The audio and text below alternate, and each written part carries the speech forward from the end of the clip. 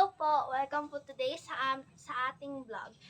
I will be cooking po ngayon. I will be your cook, Cham po, for today's video. I will be cooking adobo po. So guys, eto na po ang mga ingredients na kakailangan natin para gumawa ng adobo. Ito po ang mga ingredients na kailangan natin.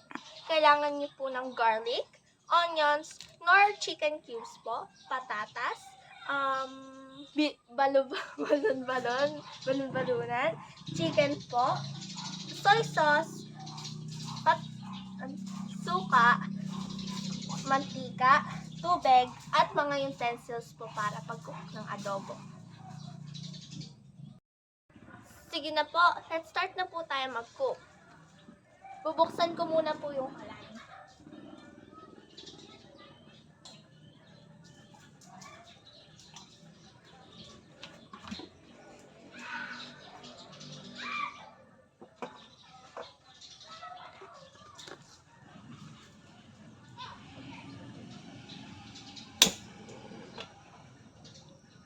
Painitin nyo muna po yung stove nyo dyan.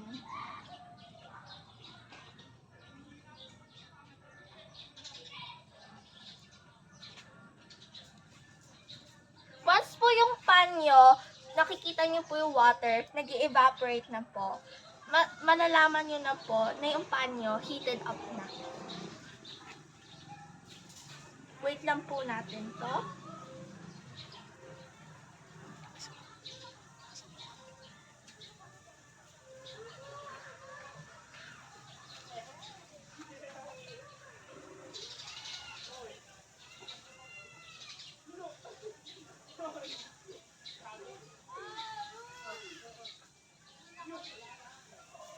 Sige po, naheated na po yung pan natin. Kukuhahin naman po natin ngayon yung mantika.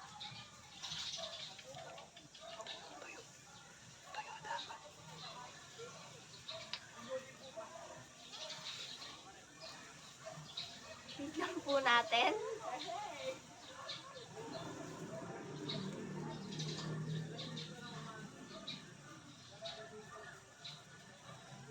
Sige po, okay na po. Lagay po kayo muna ng mantika.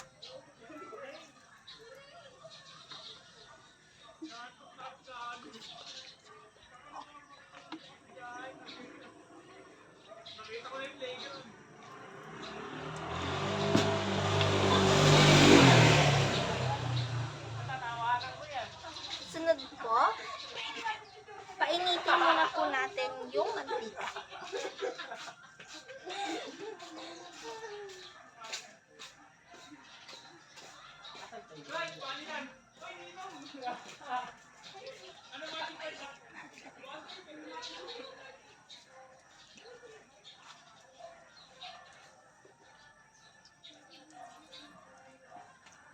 Wait lang po natin. I-heat muna po yung mantika.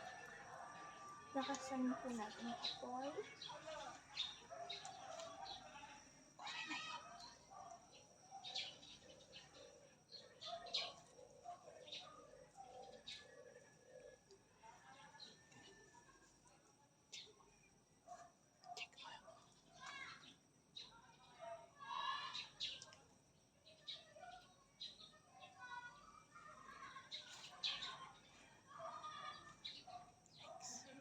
Next na po, kukuhain naman po natin ngayon ng patatas. Fried up muna po natin ngayon.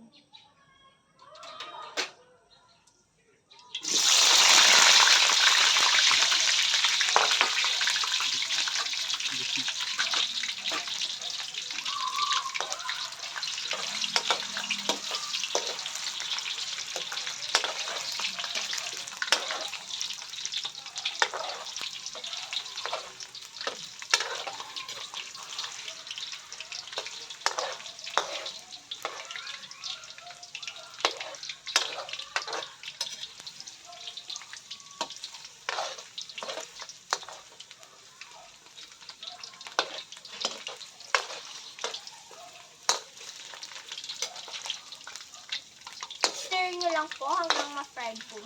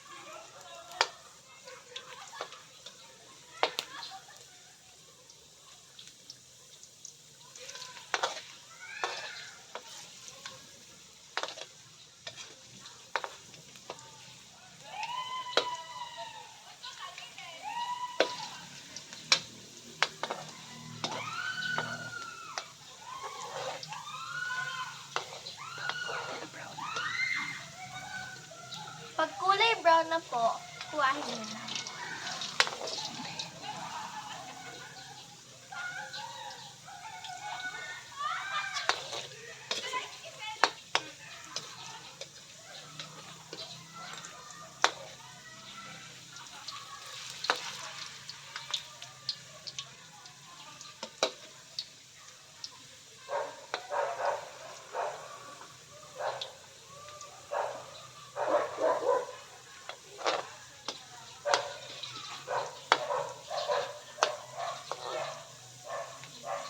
Okay na po ito.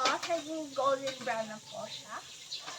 Ngayon po, kukuhain na po natin isa-isa.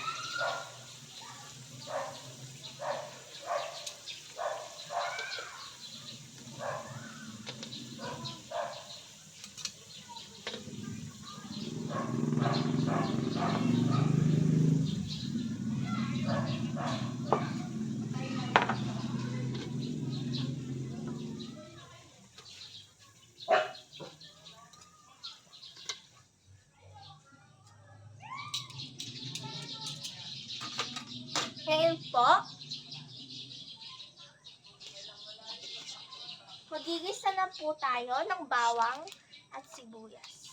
Hinaan muna po natin ang apoy, baka po masunog agad ang bawang at sibuyas. Lagay na po natin.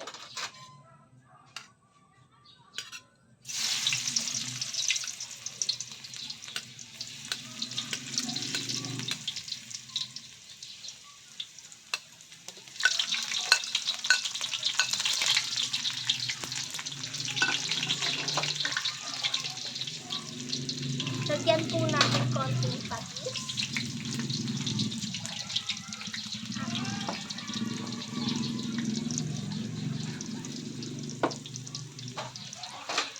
Haluin muna po natin. Sure, di po masunog ang ano.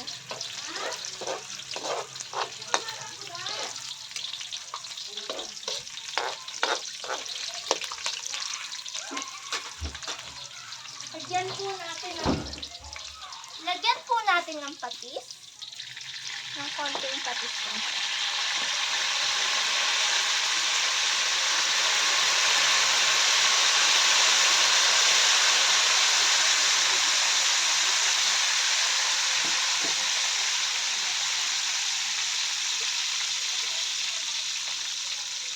Ngayon po, haluin naman po natin ngayon yung chicken. Isa-isa po.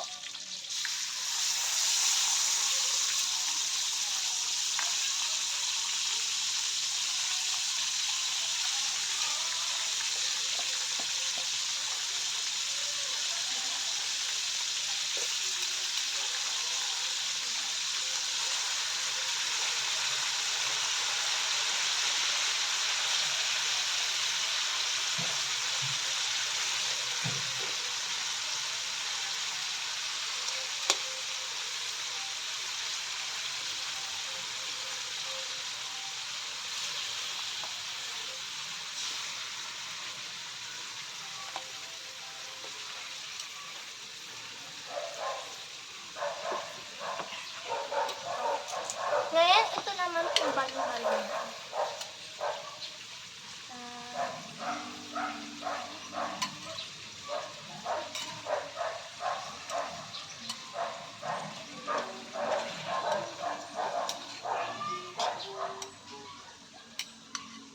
Tapos po, takpan niyo po ang iyong kawali.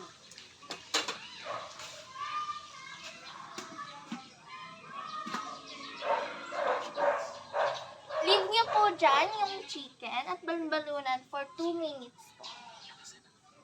Takasan niyo po din yung apoy para maging 1 minute and 30 seconds na lang po.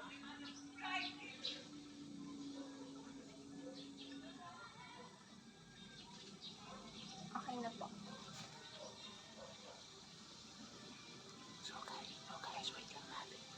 So guys, wait lang po natin ng 2 minutes.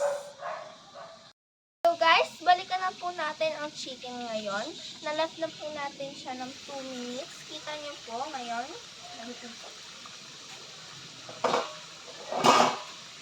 Next naman pong gagawin natin. natin, lalagay po natin ang Knorr chicken cubes po.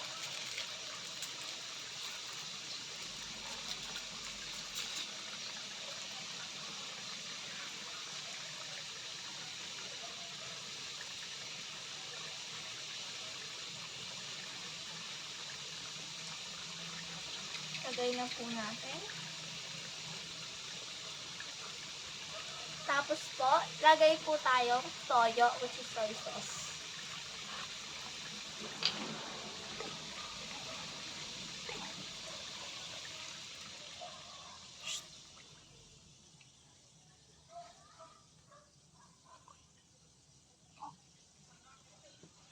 Sige po.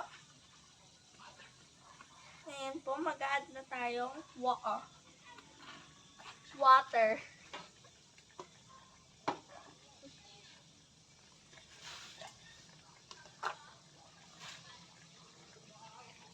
Nantsahin niyo po kung gaano karami toyo nyo, dapat ganun din kaan yung water nyo.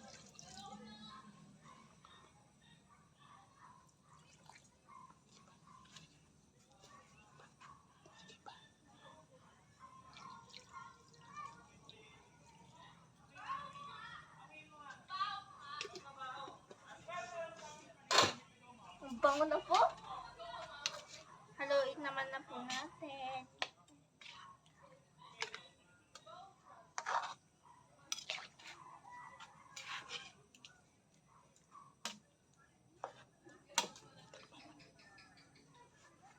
Takpan na po natin.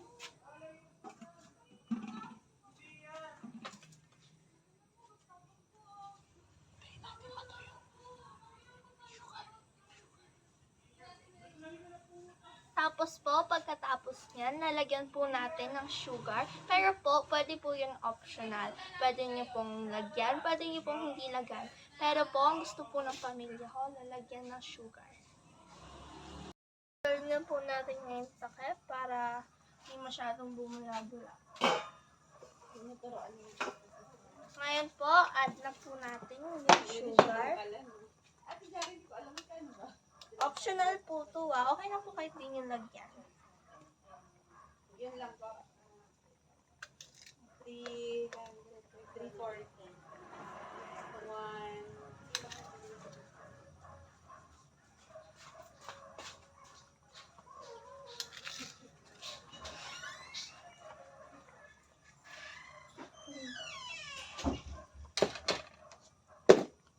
Next po, add lang tayo ng suka.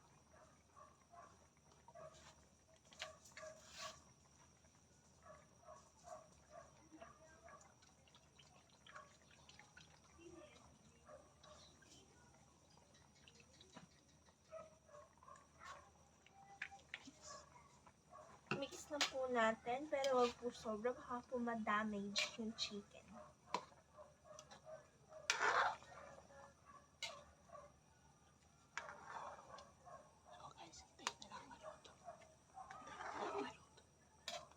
Pagkatapos po niyan, hintayin nyo na lang maluto ang iyong adobo.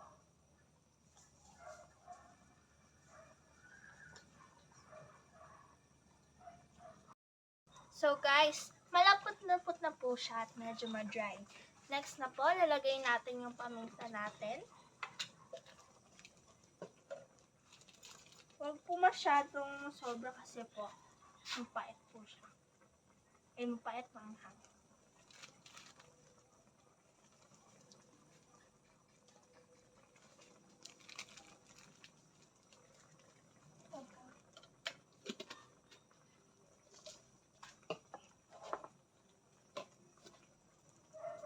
Tapos po, kuhahin po natin yung sinet aside po natin na patatas kanina.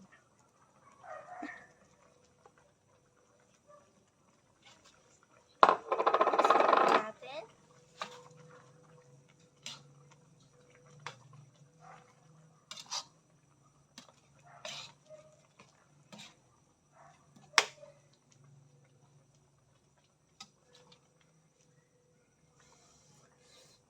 Ang bango.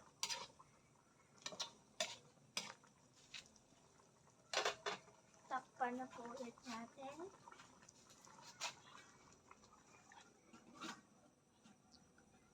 mag-wait po tayo ng 1 minute para lutong-luto na po ang ating adobo.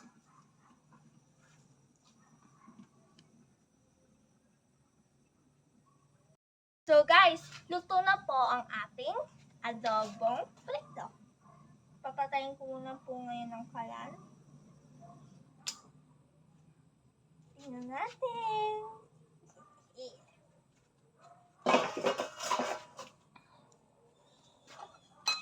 Ngayon po, tikman na po natin ang ating masarap na adobo na lumuto ngayon.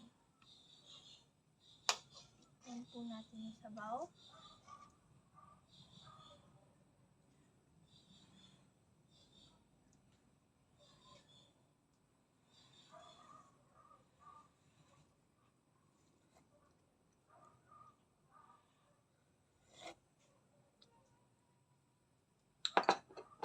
Perfect. Sige po guys, bye na po for today's video. Ang linuto po natin, adobo ngayon. Sige po, bye-bye!